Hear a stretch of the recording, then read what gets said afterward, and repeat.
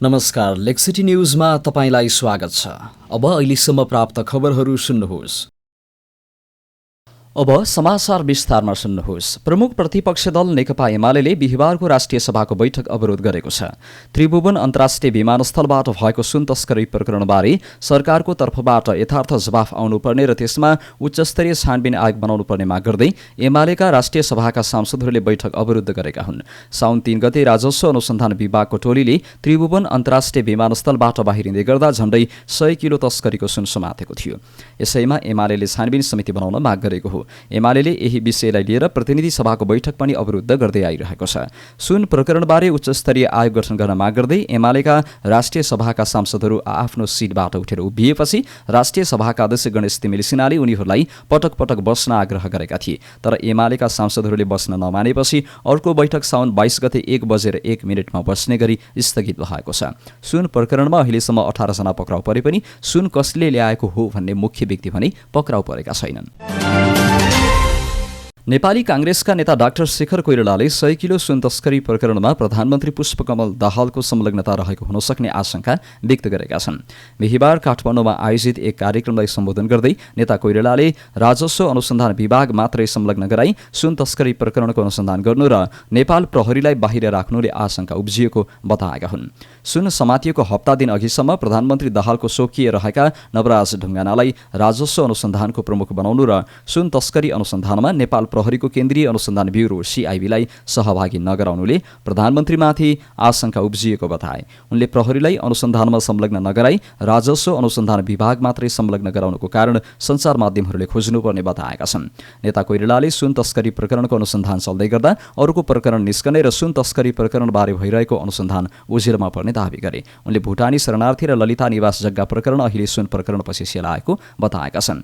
नेता कोइरालाले सुन प्रकरणमा माथिल्लो तहका नेताहरूको संलग्नता रहेको आशंका गर्दै घटना सामसुम बनाउने प्रयास भइरहेको बताएका छन्। उनले देशमा अराजकता र दण्डहीनता बढिरहेको बताए। उनले मानिसको हत्या गर्नेहरूलाई राजनीतिक लेपमा छोडिदिनु देशका लागि राम्रो नभएको जिकिर गरे। नेता कोइरालाले संसद अवरोध गरेर मात्रै समस्याको समाधान नहुने बताएका छन्। उनले प्रमुख प्रतिपक्ष दल नेकपा एमाले संसद अवरोध गरिरहेको प्रसङ्ग निकाल्दै बोल्ने कुरा संसदमा बोल्दा राम्रो हुने र त्यसमा सत्तापक्षका सांसदहरूले पनि आफ्ना धारणा राख्न पाउने बताएका छन्। कुनै घटना आउने बित्तिकै शीर्ष 3 दलका नेताहरू छलफलमा बसिरहेको प्रति पनि आशंका व्यक्त गरे। नेता कोइरालाले पार्टी सभापति शेरबहादुर देउवासँग आफू नमिलेको र बोलाएपछि मात्रै पार्टी सभापति कहाँ जाने गरेको बताएका छन्। उनले पार्टी सभापतिले गरेका गल्ती र कमजोरीहरूमा आफूले असहमति राखिरहेको स्पष्ट पारेका छन्। नेकपा एमालेका महासचिव शंकर पोखरेलले राष्ट्रिय स्वतन्त्र पार्टी रासोपाका सभापति रवि लामिछानेले भोटको सस्तो राजनीति गरेको टिप्पणी गरेका छन्। बुधबार सामाजिक सञ्जाल फेसबुकमा स्टाटस लेख्दै महासचिव पोखरेलले नयाँ र वैकल्पिक शक्ति बनाउँछौ भन्नेहरूले भोटको सस्तो राजनीति गर्न खोजेको देखिएको हुँदा यस्तो कुरामा गम्भीर बन्नुपर्ने उल्लेख गरेका छन्। रासोपाका सभापति रवि लामिछानेले आफू निर्वाचित भएको 100 दिन पुगेको अवसरमा बुधबार चितवनमा सुरु गरेको महिलाका लागि निशुल्क ब्लू बस सञ्चालनबारे टिप्पणी गर्दै पोखरेलले समाज कता जाँदैछ भनेर प्रश्न समेत गरेका छन्।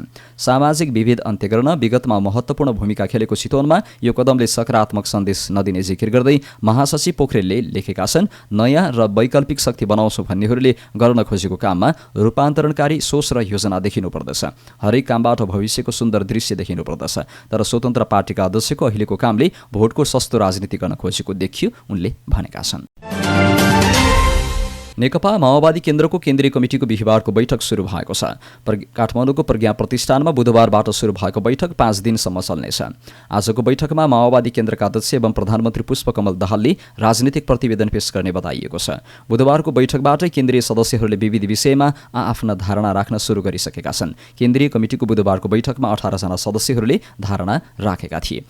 पहिलो दिन बोल्न 74 जनाले नाम टिपाएकोमा 18 जनाले मात्रै बोल्न भ्याएका हुन्। प्रत्येक सदस्यलाई बोल्न 5 मिनटको समय दिएको छ। कतिपय केन्द्रीय सदस्यहरूले पार्टीलाई रूपान्तरण गर्न ढिलो भइसकेको र त्यसको सुरुवात अध्यक्ष दाहालबाटै हुनुपर्ने बताएका छन्।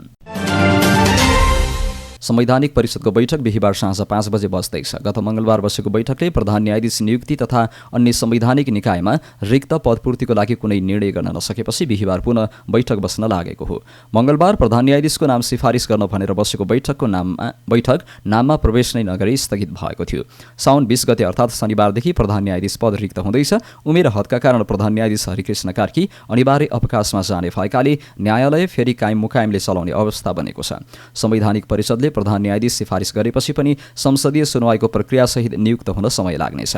त्यसैले न्यायपालिका फेरि नेतृत्वविहीन हुने अवस्थामा पुगेको हो। यसअघि 2078 फागुन 1 देखि 2080 असार 1 गतेसम्म पनि न्यायपालिका कायम मुकायमको भरमा चलेको थियो। गौर हत्याकाण्ड पीडित सङ्घर्ष समितिले आन्दोलनलाई काठमाडौँ केन्द्रित बनाउने चेतावनी दिएको छ। बुधबार बसेको सङ्घर्ष समितिको बैठकले घोषित आन्दोलनलाई थप व्यापक बनाउने निर्णय गरेको हो। बुधबार साँझ सङ्घर्ष समितिकी संयोजक रूप सागर देवी उपाध्यायले विज्ञप्ति जारी गर्दै राज्य उदासीन रहेको भन्दै आन्दोलनलाई काठमाडौँ केन्द्रित बनाउन बाध्य हुने चेतावनी दिएकी हुन्। सरकारको भूमिकामा सुधार नआए हाम्रो रौतहटमा जारी धरना कार्यक्रमलाई सङ्घीय राजधानी काठमाडौँमा केन्द्रित गर्न बाध्य हुने विषय पनि यसै पत्र मार्फत जानकारी गराउन चाहन्छौँ, विज्ञप्तिमा उल्लेख छ। रौतहटमा जारी आन्दोलनलाई मधेसका थप जिल्लाहरूमा उठान गर्ने निर्णय समेत बैठकले गरेको छ। सङ्घर्ष समितिलाई सहयोग गरिरहेको प्रभु शाह नेतृत्वको आम जनता पार्टीले आज पीडितले मधेस प्रदेशको 8वटै जिल्लाको जिल्ला प्रशासन कार्यालयमा ज्ञापन पत्र बुझाउँदैछन्। 17 वर्षअघि तत्कालीन मधेसी जनअधिकार फोरम र नेकपा माओवादीले गौरको राइस मिलमा राखेको छुट्टा छुट्टै कार्यक्रममा झडप हुँदा 28 जना माओवादी कार्यकर्ता मारिएका थिए, जसमा दर्जनौं व्यक्ति घाइते समेत भएका थिए। तत्कालीन मधेसी जनअधिकार फोरमका अध्यक्ष उपेन्द्र यादवलाई घटनाको मुख्य अभियुक्त बनाउँदै 253 जनामाथि जिल्ला प्रहरी कार्यालयमा जाहेरी परेको थियो। तर हालसम्म प्रशासनले कारबाही प्रक्रिया अघि नबढाएको भन्दै पीडितहरू आन्दोलनमा उत्रिएका छन्। दोषीहरूलाई अविलम्ब पक्राउ गरी कारबाहीको माग गर्दै सङ्घर्ष समितिले साउन 12 गतेदेखि अनिश्चितकालीन आन्दोलन थालेको छ। साउन 13 गतेदेखि रौतहटको चन्द्रनिगाहपुरमा पीडित परिवारहरू आमरण अनसनमा बसेका छन्। साउन 15 गते उनीहरूले रौतहटमा मोटरसाइकल जुलुस प्रदर्शन गरेका थिए। साउन 15 गतेदेखि अनिश्चितकालीन रौतहट बन्दको घोषणा गरेको थियो। तर जसपाको प्रतिकार गर्ने चेतावनीपछि मुठभेडको अवस्था आउन सक्ने कुरालाई मध्यनजर गर्दै सङ्घर्ष समितिले बन्दको कार्यक्रम स्थगित गरेको थियो। विवादास्पद अभिव्यक्ति दिएको आरोपमा पक्राउ परेकी अधिवक्ता भगवती पाण्डे शीतल छुटेकी छन्। जिल्ला अदालत काठमाडौँले हिरासतमा राखेर अनुसन्धान गर्नका लागि अनुमति नदिएपछि उनलाई थुनामुक्त गरिएको जिल्ला प्रहरी परिसर काठमाडौँका एसपी कुमुद ढुङ्गेलले बताएका छन्। उनका अनुसार प्रमाण नष्ट गर्ने अवस्था नभएको भन्दै अदालतले हिरासतमा राख्न म्याद दिएन। त्यसपछि 2 साताअघि तामाङ मगर समुदायका व्यक्तिहरूले दिएको उजुरीका आधारमा बुधबार बिहान पक्राउ गरिएको उनलाई छाडिएको बताइएको छ। पूर्व प्रधानमन्त्री डाक्टर बाबुराम भट्टराईले सुनकोशी मरिन डाइभर्सन बहुउद्देश्य परियोजनाको अवलोकन गरेका छन्। नेपाल समाजवादी पार्टीका अध्यक्ष समेत रहेका डाक्टर भट्टराई बागमतीका आन्तरिक मामिला मन्त्री गङ्गानारायण श्रेष्ठ लगायतका नेतासँग उक्त परियोजनाको अवलोकन गर्न बिहीबार सुरुङ निर्माण स्थल पुगेका थिए। परियोजना अवलोकनका क्रममा अध्यक्ष भट्टराईले पूर्व पश्चिम बग्ने नदी डाइभर्सन गरेर तराई मधेसमा सिँचाइ गर्न सक्दा ठूलो आर्थिक क्रान्ति सम्भव हुने बताए। उनले यस्ता युगान्तकारी परियोजनालाई उच्च महत्त्व दिएर अघि बढाउनु पर्नेमा जोड दिए। कालीगण्डकी, त्रिशुली, सुनकोशी जस्ता नदीको डाइभर्सन गरेर तराई मधेसमा सिँचाइ गर्न सक्दा ठूलो आर्थिक क्रान्ति सम्भव हुन सक्छ। उनले भने सिन्धुली र रामेछाप हुँदै बग्ने सुनकोशी नदीमा बाँध बाँधेर तराईका 5 जिल्लामा सिँचाइ तथा 31.7 मेगावाट जलविद्युत उत्पादन गर्ने लक्ष्य परियोजनाको छ। सिन्धुलीको खुरकोटमा हेडवर्क निर्माण गरी 13.2 किलोमिटर सुरुङ मार्फत सुनकोशी नदीको पानी मरिन नदीको किनारमा पुर्याउने तयारी छ। सुरुङ मार्फत ल्याइएको पानीलाई सिन्धुलीको कमलामाई नगरपालिका 2 कुसुमटारमा रहेको मरिन नदीको किनारमा बनाइएको 64 मिटर अग्लो हेडमा खनाइनेछ। त्यहाँ विद्युत उत्पादनपछि बग्ने पानी मरिन नदी हुँदै बागमतीमा पुग्नेछ। बागमती सिँचाइ आयोजनाबाट करिब 1,22,000 हेक्टर जमिनमा सिँचाइ गर्ने आयोजनाको लक्ष्य छ। नेपालमा विस्फोटक जन्य पदार्थ आयातमा गरेको कडाईलाई भारतले खुकुलो बनाउन थालेको छ। झन्डै 8 महिनादेखि विकास आयोजनाका लागि चाहिने विस्फोटक पदार्थको नो अब्जेक्सन लेटर नदिएको भारतले गत साताबाट भने सहजीकरण थालेको हो। अहिले विस्फोटक पदार्थ आयातका लागि माग गरिएको निवेदनको तुरुन्तै सुनवाई हुन थालेको स्वतन्त्र ऊर्जा उत्पादकहरूको संस्था इपानले जनाएको छ। भारतले नो अब्जेक्सन लेटर प्रदान गर्न थालेको इपानका उपाध्यक्ष आनन्द चौधरीले बताए। गत हप्ताबाट प्राप्त निवेदनको सहज स्वीकृति थालेको छ। उपाध्यक्ष चौधरीले भने पहिले जस्तो असहज छैन। सबै आयोजनाका लागि विस्फोटक पदार्थ दिन भारत तयार भएको छ। 2079 पुसदेखि भारतले नेपालमा चिनिया लगानी र ठेक्काको परियोजनामा विस्फोटक पदार्थ आपूर्ति रोकेको थियो। भारतको स्थलमार्ग हुँदै नेपालभित्र नै विस्फोटक पदार्थमा गरिएको अवरोध थप बढ्दै जाँदा झन्डै आधा दर्जन बढी ठूला उद्योग र विकास परियोजनाहरू अघि बढ्नै नसक्ने अवस्थामा पुगेका थिए। भारतीय दूतावासले नो अब्जेक्सन रोकेपछि सरकारसँग 2वटा सिमेन्ट उद्योग, 6वटा जलविद्युत परियोजना परियोजना र एक सडक आयोजनाले सरकारलाई काम गर्न कठिन भएको भन्दै विस्फोटक पदार्थ उपलब्धता सहजीकरणको माग गरेका थिए।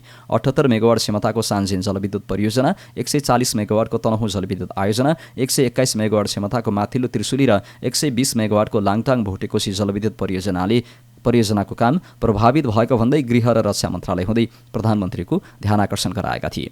विस्फोटक पदार्थ अभावका कारण धादिङमा रहेको ह्वासिन, नारायणी सिमेन्ट र नवलपरासीको होङसी शिवम सिमेन्ट लगायतका ठूला सिमेन्ट उद्योग समस्यामा पर्न थालेका थिए। सिनिया लगानीका यी ठूला सिमेन्ट उद्योगले खानी उत्खननका लागि आवश्यक विस्फोटक पदार्थ पाउन सकेका छैनन्। तराई मधेस द्रुत मार्गको विभिन्न सुरुङ मार्गको ठेक्का पाएको सिनिया ठेकेदारले विस्फोटक पदार्थ अभाव भएको जानकारी सरकारलाई गराएको थियो।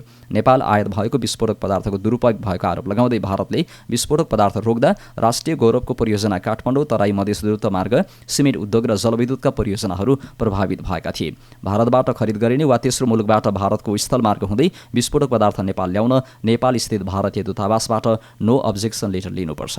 तर भारतले नेपाल भित्रिएको विस्फोटक पदार्थ दुरुपयोग भएको भन्दै आपत्ति जनाएको थियो।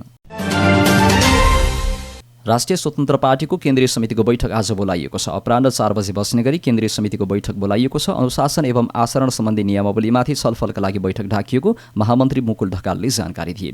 छलफलका लागि थप एजेन्डामा बझाङ र रूपन्देहीको घटनालाई बनाइएको छ। बझाङमा जिल्ला संयोजकले पत्रकारलाई कुटपिट गरेको आरोप लागेको छ। उनलाई पार्टीले निलम्बन समेत गरेको थियो। रूपन्देहीमा रासोपाका कार्यकर्ताहरू बीचमा विवाद भएको थियो।